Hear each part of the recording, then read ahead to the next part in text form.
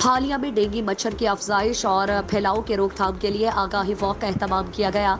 Walk deputy DHO office से शुरू होकर तहसील ऑफिस फालिया तक निकाली गई।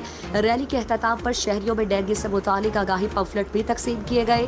डेंगू मच्छर की अफजाइश और उसकी रोकथाम के लिए फालिया डिप्टी डीएचओ ऑफिस से तहसील चौक फालिया तक आगाही वॉक का एहतमाम किया गया।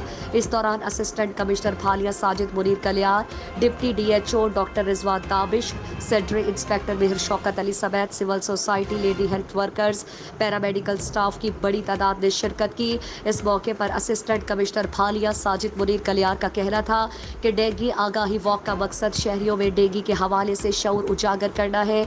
शहरी डेंगू वायरस की रोकथाम के लिए एहतियाती तदाबीर इख्तियार करें। सफाई सुथराई के कल्चर को आम करके मच्छरों की अफजाइश के माहौल को ख़त्म किया जा सकता है। उन्होंने मजीद कहा कि खासतौर पर बरसात के मौसम में अगर किसी जगह पानी जमा हो जाए तो उसे फ़ौरन निकाल कर वहाँ स्प्रे करने से डेंगू से बचाव मुमकिन है।